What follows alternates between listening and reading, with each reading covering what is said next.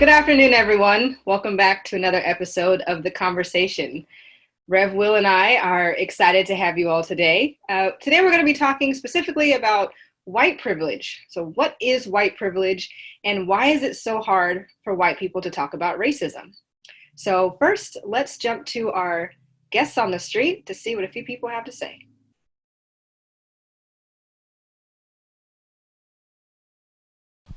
White privilege to me means going through life not being afraid or hindered on the basis of your skin.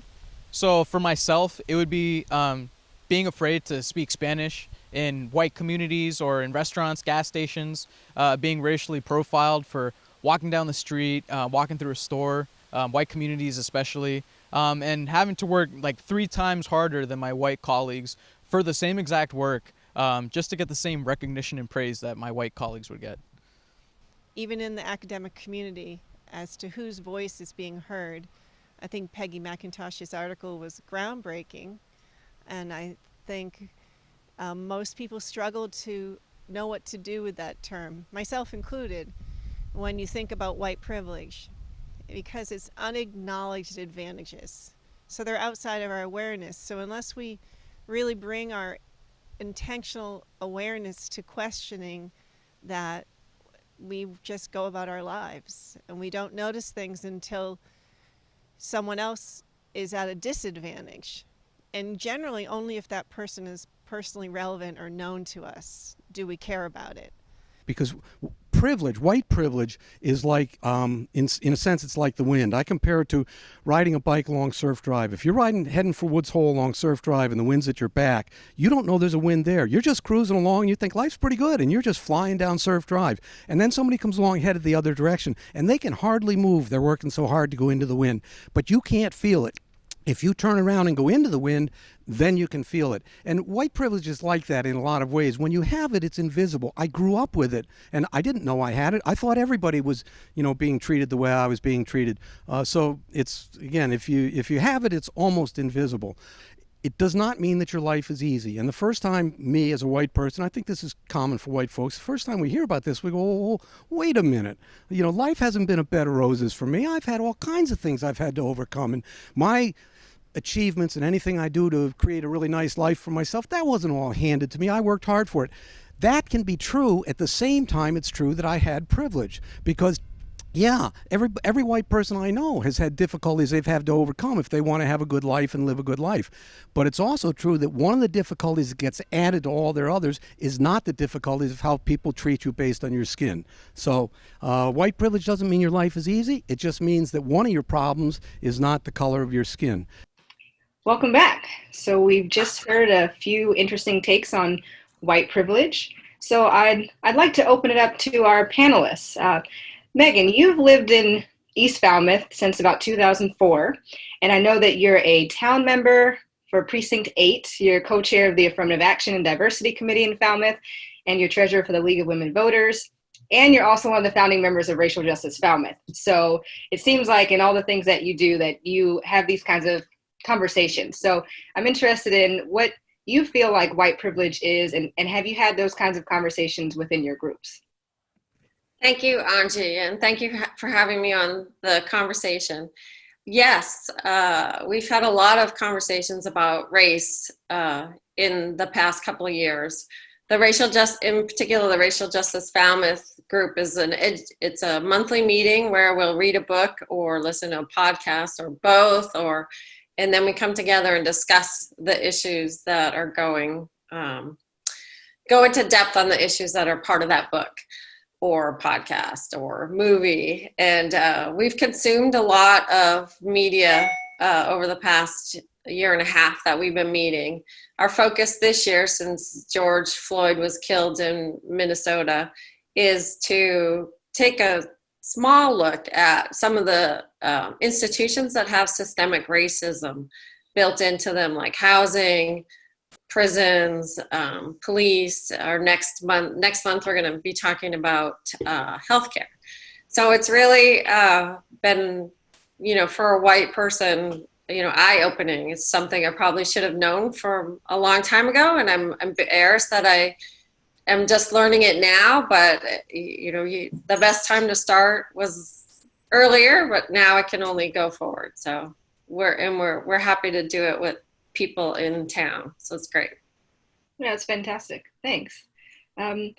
Reverend Will, what do you think about what white privilege is, since you obviously have a different perspective? Yeah, a little bit.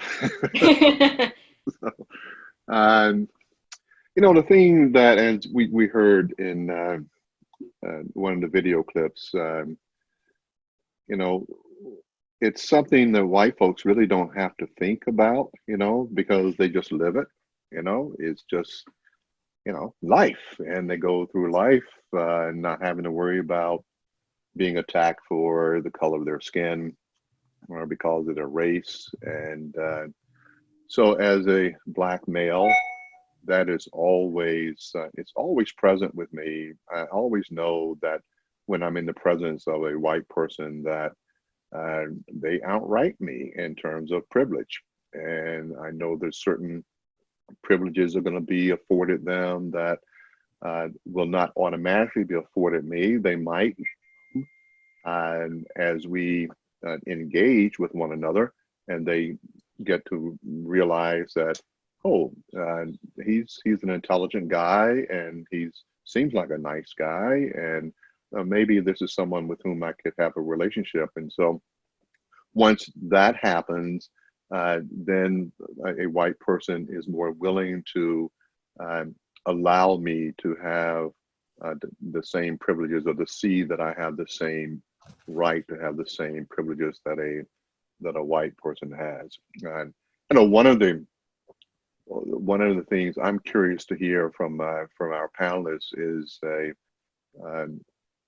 response that I often hear from white folks, that I don't have privilege. I had to work hard to get everything that I have, and nothing was given to me.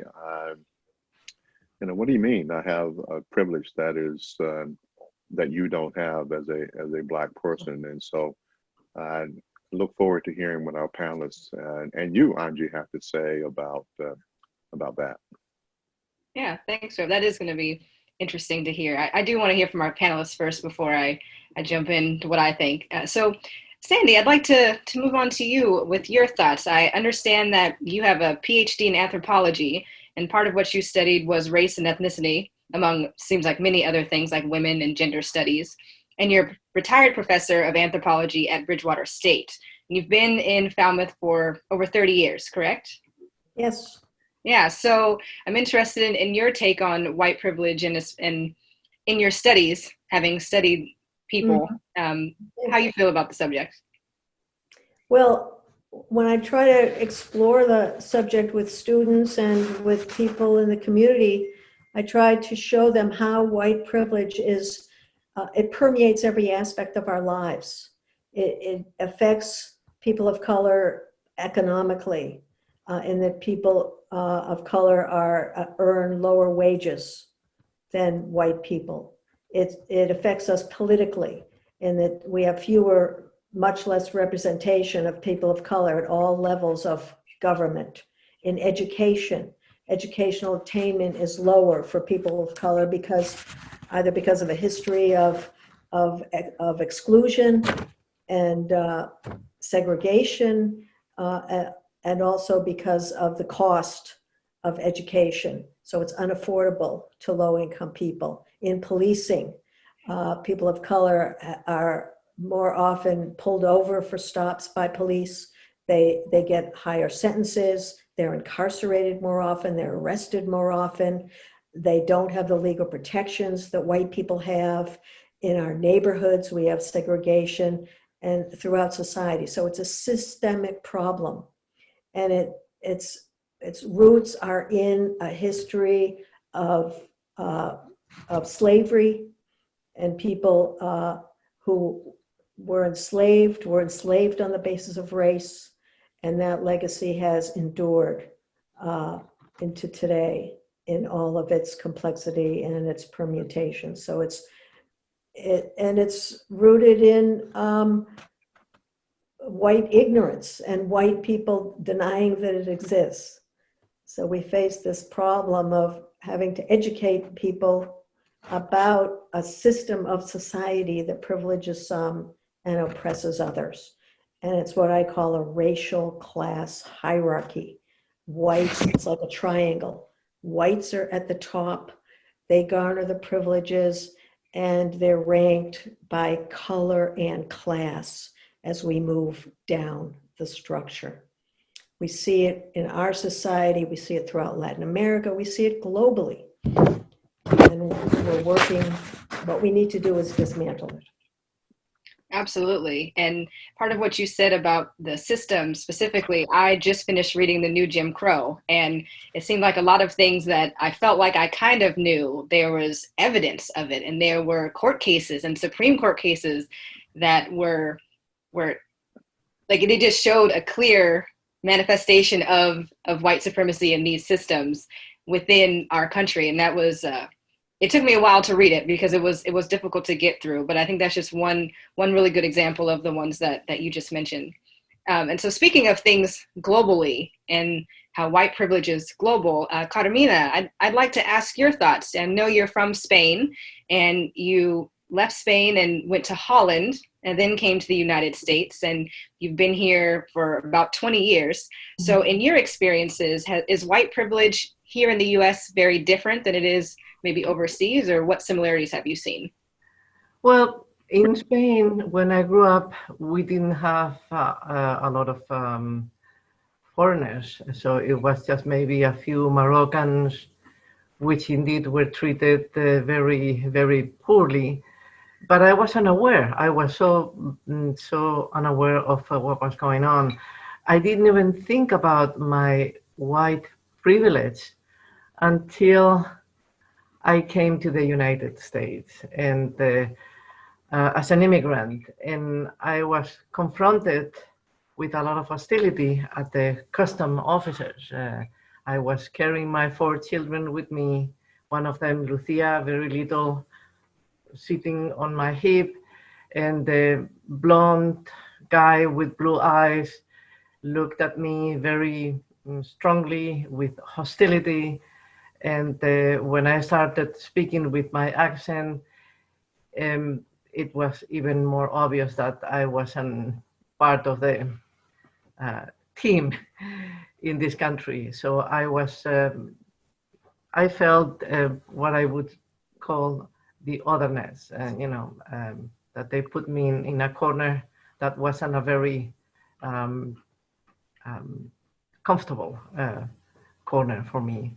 I realized that even though I suffer just a tiny bit, I got a little taste of that hostility. It never compare, never ever, with what a Black person feels in this country from the moment they wake up until they go to bed. And most of it, fathers and mothers who never know what is going to happen to the children the moment they leave their house, if they are going to come back alive or not. So that's an agony.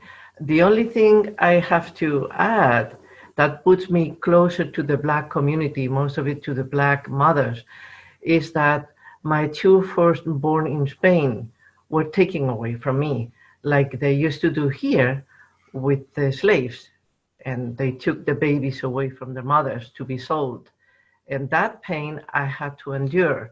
And maybe because of that, I always felt closer to the suffering of mothers in the Black American community. Yeah.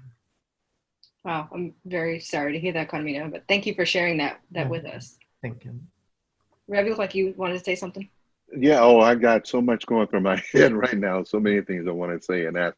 I know a little bit of Carmina's story because she's had a chance to share that with me privately, thanks to a lovely invitation to her home with her husband, Bill, and for paella, and had a chance to hear some of her story.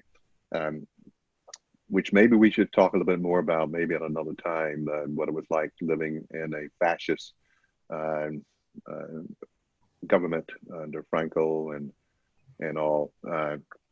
But Sandy, one thing that you were taught, because you're an educator, maybe I'm jumping the gun a little bit. Oh, I hate using that phrase. Why am I saying jumping the gun? So why don't we jump ahead? As an educator, so how do you educate someone who is so profoundly and so obstinate about not being a beneficiary of white privilege? Someone who says, I don't have white privilege. What are you talking about? I don't. Can you give any words of wisdom? Well, you try to use plenty of examples. We talk about, when we talk about white privilege, we also are dealing with stereotypes, and we're dealing with prejudice. So I often give an example. For example, people say, well, you know, Black people are successful. We have a lot of basketball players. We have a lot of Hollywood stars, football players. I say, well, is that innate? You know, is that what Black people can do? And, you know, people are good at this or they're good at that. And I'll say, well, you know, what about Canadians? They're good at hockey. Does that mean that they carry a genetic trait for being a hockey player? You know, and I try to deconstruct and break down the stereotypes about education. Well, you know, Black people don't want to go to college, or they're not very good at it. So we work on that. And then we just really have to confront that racism is learned. It's learned at the breakfast table. It's learned at your parents' knee. It's transgenerational. People pass it on to their children. And we confront the issue, for example, of affirmative action. You know, why do we have affirmative action? Why is it necessary? And how do you educate people about seeing the world in a different way, using examples around structural inequality and what is innate and what is learned. If if a child is born to a drug addicted parent, do they have a choice about that? But you know, they are the recipient of a condition over which they had absolutely no control. Race is innate. It's not learned. And we talk about what innate attributes do we have that are universal, that affect us. And we have very few, you know, we have very few innate attributes as Homo sapien. Virtually everything we do in every part of our culture is learned. All of our culture is learned. And racism is learned. And so we just work through those kinds of issues. And once you see how society is structured around inequality, whether it's gender-based, race-based, economic-based, I mean, people do learn. And once they learn it, you can't unlearn it. Once you see the big picture of structural inequality. But it's difficult. People are into denial. I agree. I love so much what you said about racism and all the isms being learned is not innate. But as a person of faith, as a spiritual leader in this community, the one thing that I believe is innate is love. Mm-hmm. That every human being is born with the capacity to love and the need for love. But something happens as we begin to matriculate through life that causes us to not want to offer that innate love to others who are different from us. And you're absolutely right. It's learned. So, and the whole issue of what is learned and that love is innate. Well, there is a debate in the social scientific community about whether humans are innately cooperative or innately competitive. uh-huh. This is really the root of the division of society. You know, are we innately competitive? Are we innately self-aggrandizing, that we want to get things for ourselves? Are we innately a warring people or a peace-loving people? And we, you know, humans need community.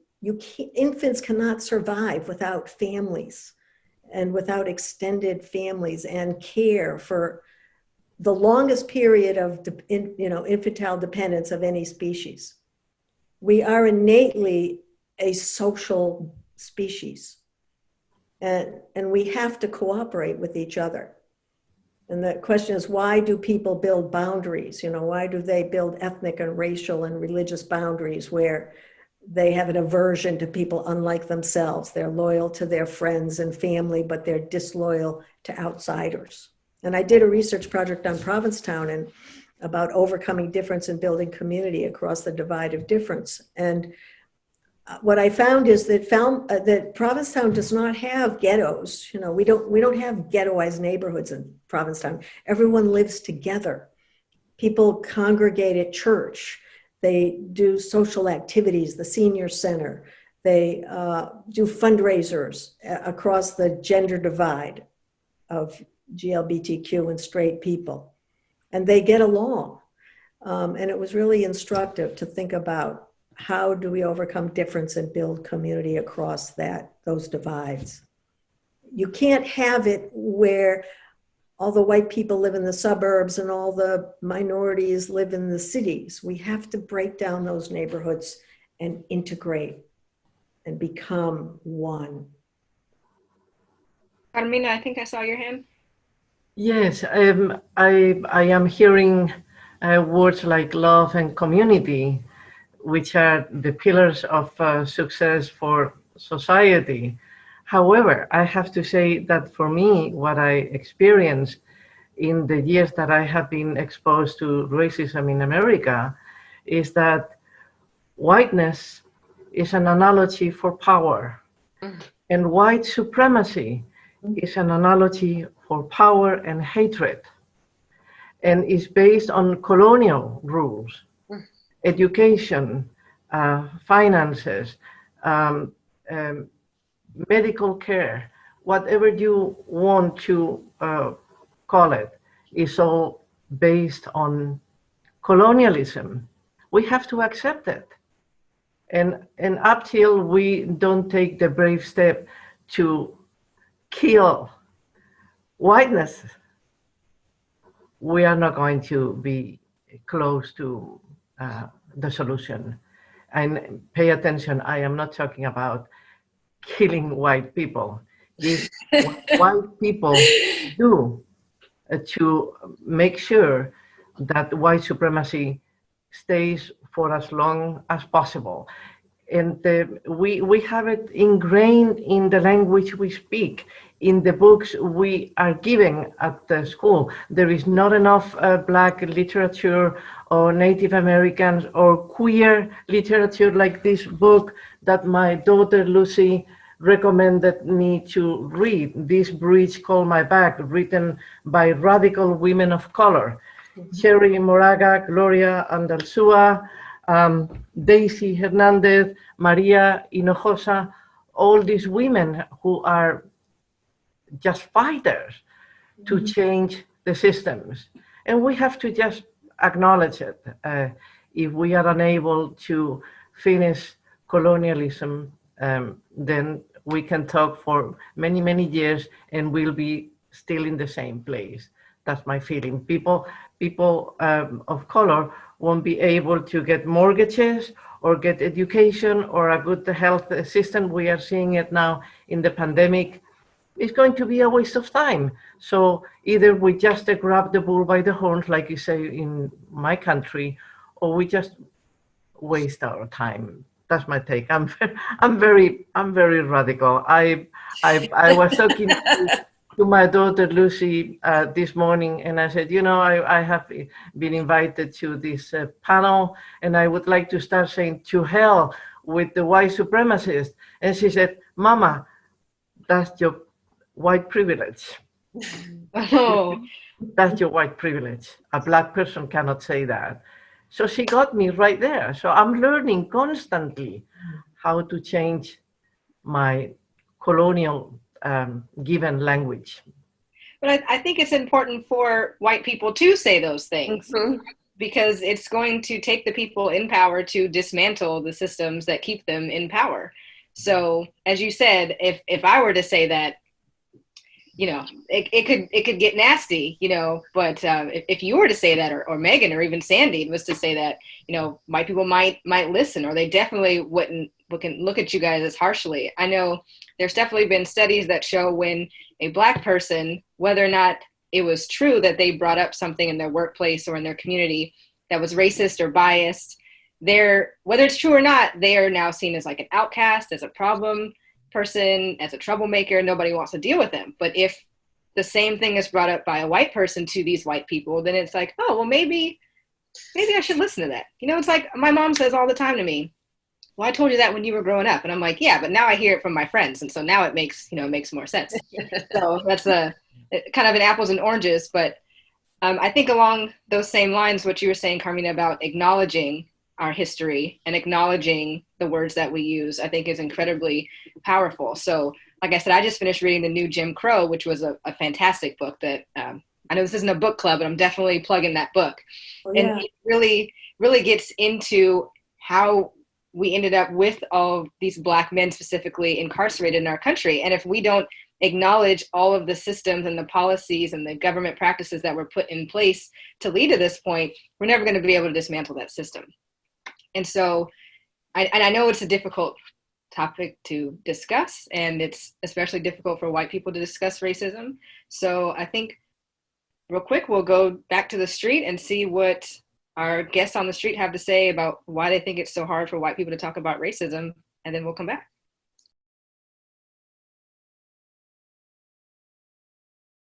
The first reason I think why it's hard for white folks to talk about race is because we're afraid we'll say something stupid, something wrong, something hurtful. And you know what? We do all the time, because the reality is, growing up white in America, you don't have to understand very much about race. And frankly, when I grew up, we weren't taught. I mean, I was taught about slavery, but I didn't know about Tulsa. I didn't know about Juneteenth. I didn't know about the lynchings. I didn't know all of those things.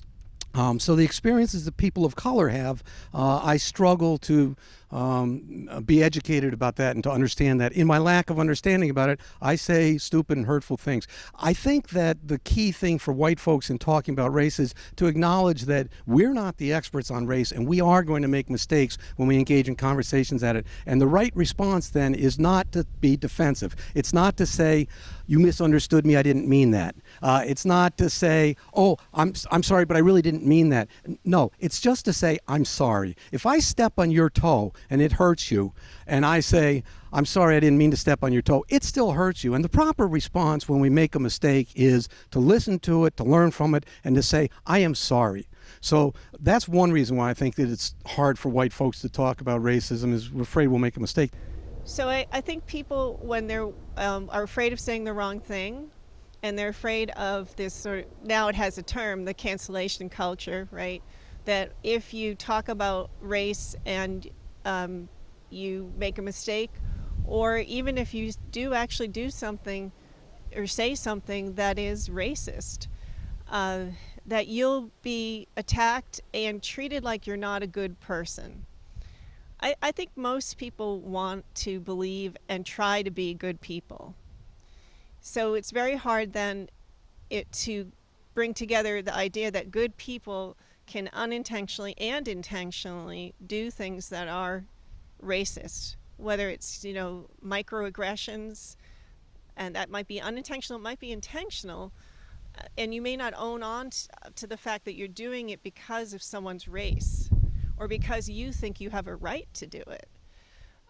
So I think it's hard for people who want to feel like they're a good person and that they have good intentions. And so it's hard to have conversations, except white people have to be willing to do that, given what people of color have had to endure historically on the receiving end of someone's intentional or unintentional racism or bias. I think the reason why it's so hard for white people to talk about racism is because they've already gone through life looking at life through a certain lens, and where they see the system has always supported them and given them the privileges. So it's kind of hard and unfamiliar for them to talk about racism because they've already have seen a working and functioning system. But ideally that would be just for them. So they don't understand, and they're uncommon, and they're uncomfortable with being approached and having to deal with these conversations of racism and white privilege when they've already seen a working system for themselves. Well, those were some interesting comments, and we want to hear what our panelists have to say in response to some of them. But before we do that, I was holding one question, and I wanted to put to Meghan, following Angie's comment about, well, this isn't a book club, you know, and we weren't going to turn it into that. But it just, you said, Meghan, that your group, Racial Justice Falmouth, has been doing a lot of consuming of media, I think is the way you put it. And so I guess the question is it making a difference? Is it opening people's eyes? Is it frustrating people? Is it, what are people learning, if anything? I can't answer for the group. I can tell you that we have a steady core of about 10 people that come back every month. So I think it's making a difference to those. We have some people that have come in and out, so I'm not sure it's helpful to them. It's a lot of work. We started our book club with a book club. It's not a book club. It's a discussion about race, conversation. We read a lot of books for it. We started with White Fragility, and a lot of people hated that book. We moved on to So You Want to Talk About Race, and some people who liked White Fragility didn't like that one, and vice versa. I loved both of them. I feel actually we started with a book that's really changed my perspective on history, and I think that's one of the, we talk about education as a way to change systemic racism. I'm not sure that's really what we need. But if you want to learn a lot about history that isn't taught in schools, you can read Lies My Teacher Told Me. It's a great, great book, and it makes me want to learn about our real history now. We've also talked a lot about how we can affect change. So we're moving into a spot where we're learning about racism, about institutional racism, and what we can do to affect change. I think the white people have to do it. I don't think all white people have to participate in order to change our systems. If they did, we would never change, because there's so many white supremacist people that will never give up their power to women, people of color, indigenous people. It's just that's not going to happen. So I think by reading, consuming the media, we're learning our real history, we're able to talk about it, and we're able to stand up to microaggressions that we witness, or have conversations with Facebook friends that maybe they haven't learned what we've learned. So it's given people in our group the strength and courage to stand up against racism, become anti-racist, as Ibram Kendi says. Carmina? Yes, it's a coincidence that you mentioned White Fragility, written by, I guess, Robin DiAngelo. Mm-hmm. My daughter Lucy mentioned that book this morning, but to criticize the woman. She said, Mama, she is a white woman who charges now $40,000 to go places to talk per session.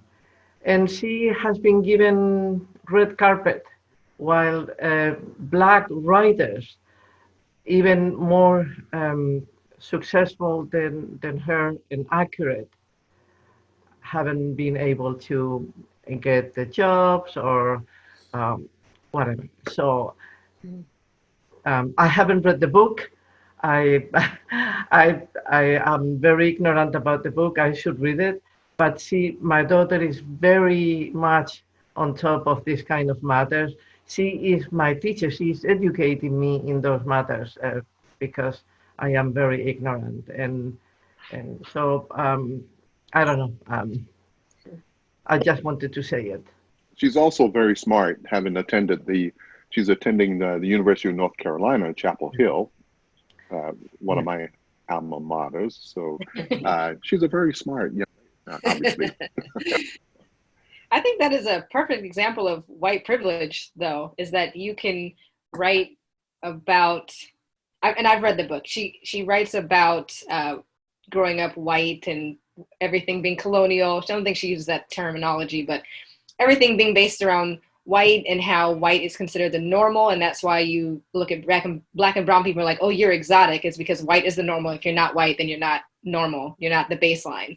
And so it's an interesting dichotomy of, I'm going to tell you guys about how you basically shouldn't be, and yet I'm going to take full advantage of all these opportunities and not make the space for the people of color. Because what she really could do, a really great way she could use her white privilege is if she's contacted by organizations or speaking roles and they say, oh, we want you to talk about these things, she could say, great, how about I point you towards this wonderful black or brown person who could come in and tell you the exact same things, but bring in their actual experience, which she will never be able to do. Maybe somebody should tweet her and tell her that. Yes, I agree. Go ahead, Megan. I have heard her in conversation with Krista Tippett with, I can't remember the gentleman's name, but he was the black man from Minnesota, maybe, I don't know, but he was driving the conversation and she was essentially the guest. So there's hope. Okay. Yeah, this is why you don't judge a book by its cover. Well, I haven't done my research, but hearing those numbers and thinking about the many opportunities that I'm sure that she gets. Yeah. Yes. I'm curious, Megan, you said that there was amongst the group doing the readings, there's some people hate it, I think was your term, hated white fragility, and others didn't. So what was it that people in your group, which I'm going to make an assumption is mostly white or all white? Why would it depends on the week. Majority white, yes. Okay. So what is it that they hated about white fragility? Because that is the book that is out there. Right. Yeah. I don't get it. I don't understand. I was like, oh yes, yeah, right. Yes. Okay. This is what, and other people, I think, like, I have a really direct style of communication. So I appreciate that. I think some people don't appreciate it. Which, sorry, that's their loss. Like, it's obviously pretty much everything she writes is true. So if you're gonna not like it, I'm sorry, you're just missing out on an educational opportunity, or you're so invested in the power that you have by being a white person, you just shut off. Those are my two theories about why someone would not like it. Yeah.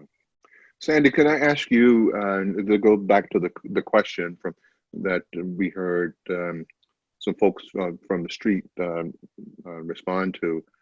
Why is it so hard for white folks to talk about racism?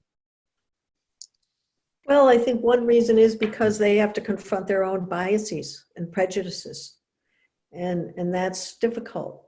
They have to look themselves in the mirror and really think about, how do I present myself to the world, to the Black community and to other people of color, or I exclude myself from people unlike myself by living in a highly segregated neighborhood and not socializing with people who are different from myself. And they have to start thinking about, well, why do we have racism? And what can I do about it? And again, it's a very uncomfortable issue. As you say, This woman, the author of White Fragility, makes huge honoraria, and maybe she donates all the money to worthy progressive causes. I mean, maybe, well, I'll give her the benefit of the doubt, but most likely she doesn't. So we have to confront the fact that the system as it is good for white people. It privileges white people. We collectively, I'm white, we benefit from it. So it makes you feel very uncomfortable thinking about, well, in order for society to really overcome racism, we have to dismantle it.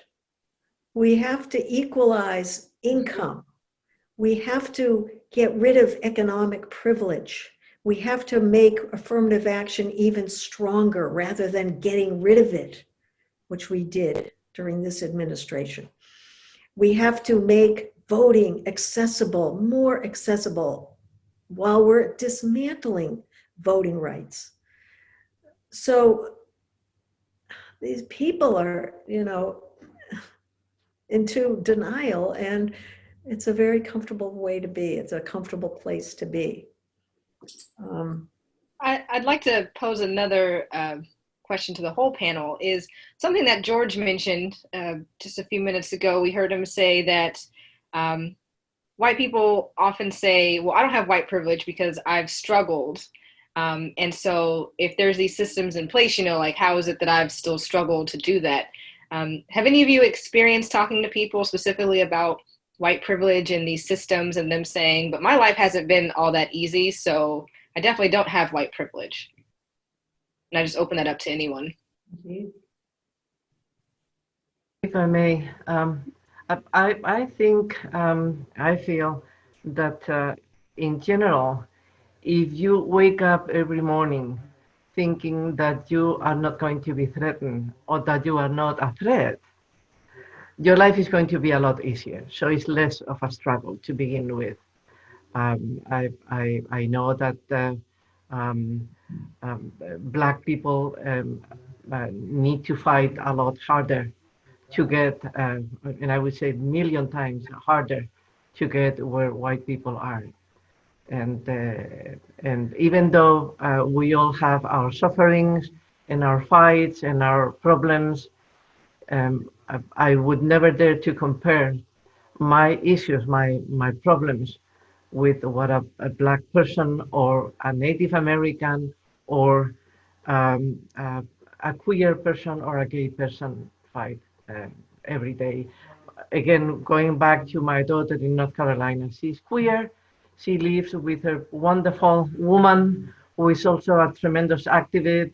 And now I'm getting a little taste of what it is to worry about my children, because as you probably remember, Will, the University of North Carolina in Chapel Hill is a nest of white supremacists. The university is very biased, and there are rallies in the campus often, and the white supremacists are right there, with their flags, with their guns.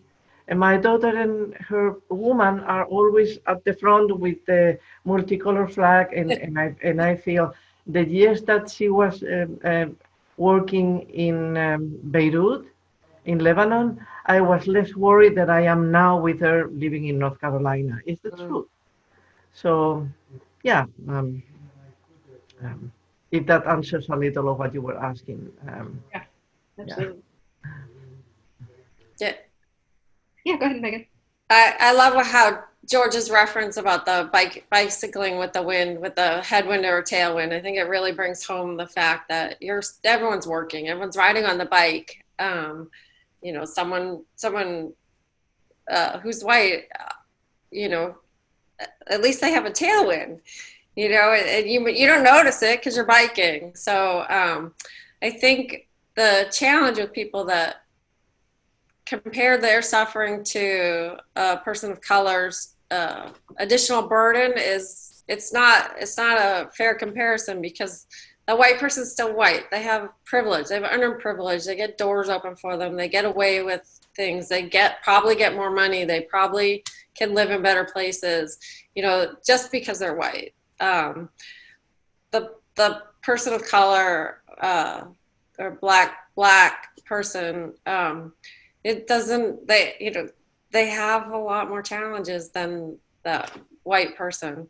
I haven't started doing this yet, but I'm planning to. Someone thinks, someone who's white complains about their burden or their challenges, and I have it tough, so why don't I get special treatment? It's like, well, would you want to be black? Would you be black?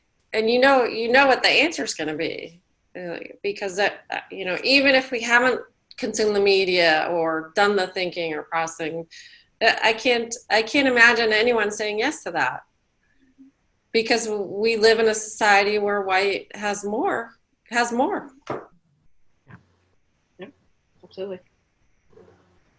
Let me pose what my friend calls a spicy hot take. That's when he has an opinion or a thought that may not go with the general consensus. Do we think there's any spaces where there isn't white privilege?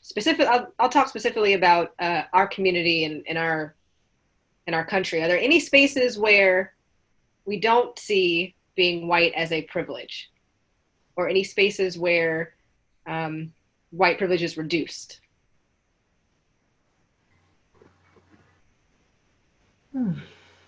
That is a question. Yeah, go ahead, Sandy. Not really if we're thinking about structures of society. I think there are fallacies. For example, education is supposed to be an equalizer. And if minorities seek education and become educated, then that will equalize income, it will equalize opportunity and so forth. But people don't remember that transgenerational wealth is what gets people into college and gets people into the middle class and the upper classes. I do think that the system that we live within oppresses white people too. Ed Markey likes to give the example that the 3 richest people in the United States control 50%, as much wealth as the bottom 50% of Americans. Wow. So there's, poverty in the white community. There's obviously ignorance, but there's lack of education in the white community. There's poor housing, and so forth. But white people have the advantage of being white, and it's their whiteness that makes a person like Donald Trump very attractive to them, because it gives them a sense of their superiority over minorities, immigrants, Black people, poor people, Native Americans, and so forth. So I think, we need radical structural change in order to really do this. And one point I wanted to make was that the Black Lives Matter movement says people of color should be the voices, that we need, as people of color, need to take leadership roles. We need to be in front. We need to be expressing our grievances and sitting at the table of decision making. And I think that's really an important issue. If I may. Absolutely.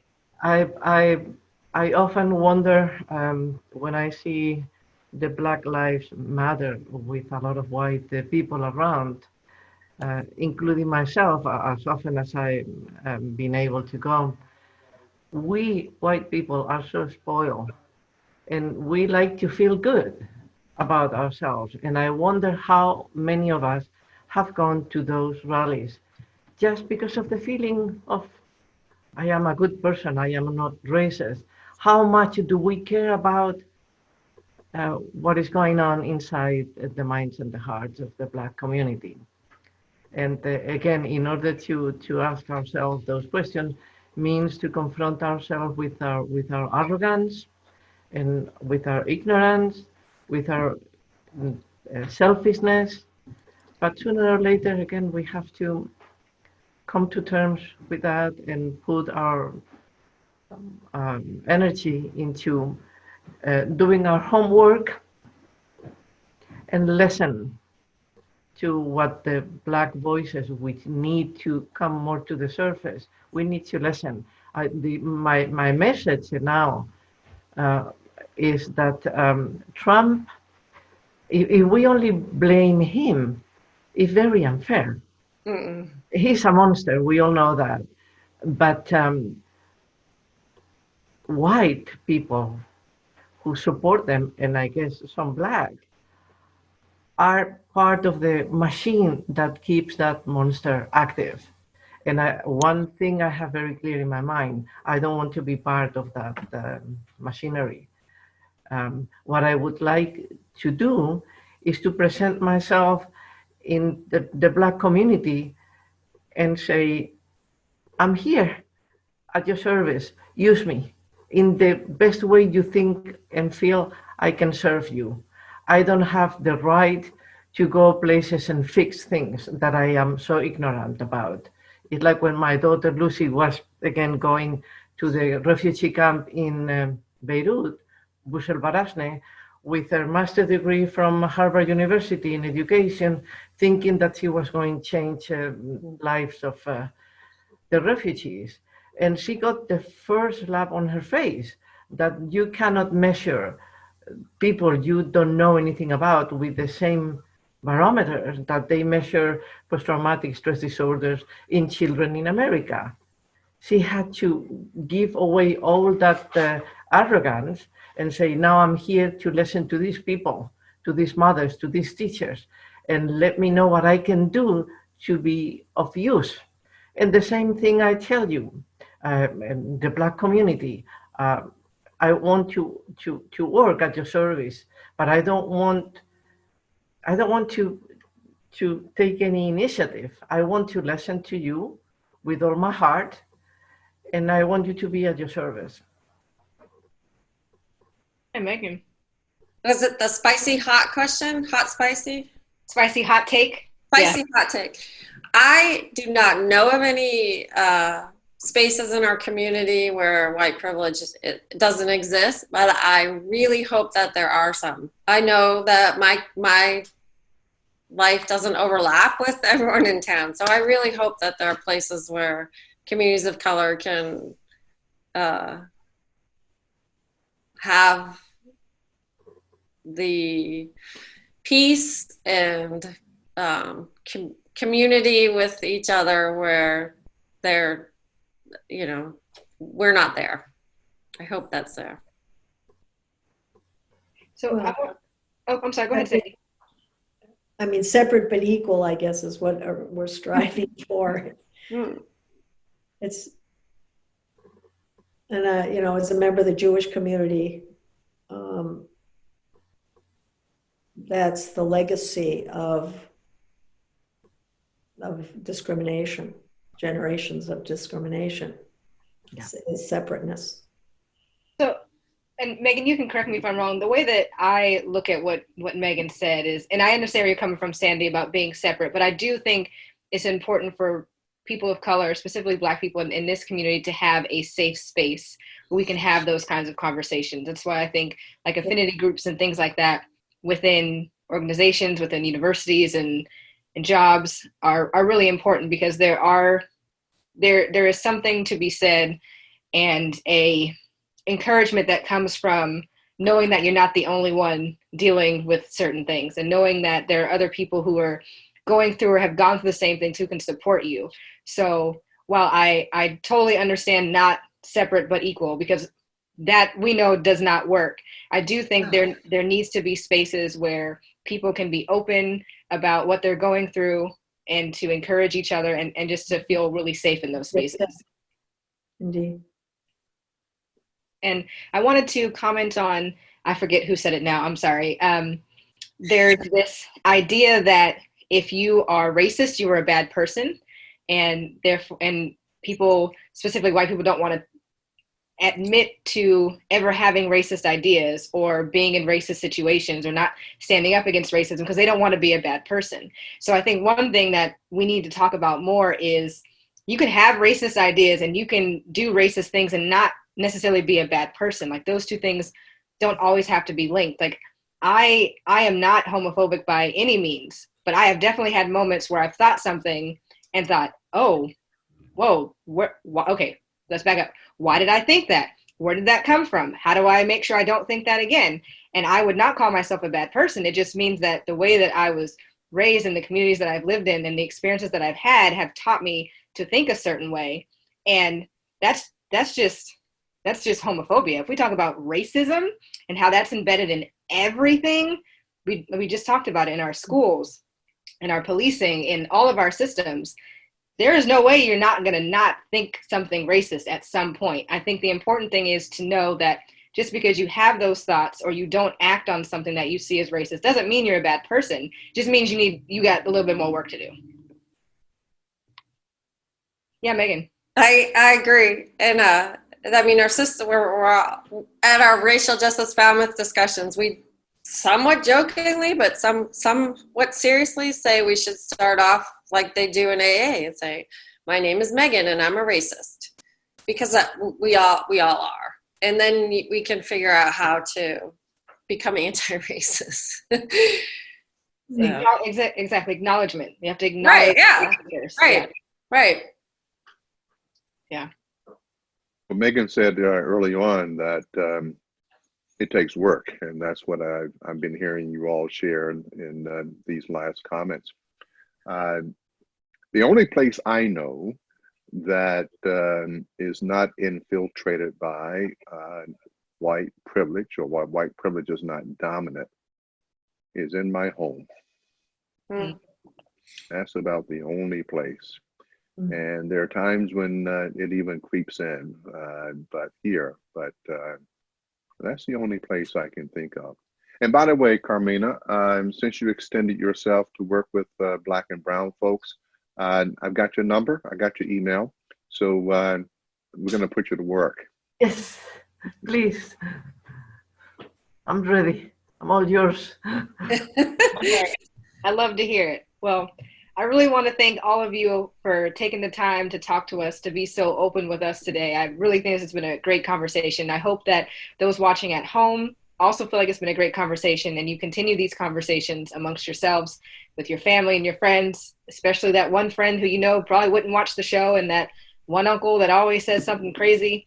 So I hope that we all continue these conversations. And a special thank you to Deb Rogers and Alan Russell at FCTV, making sure that this happens.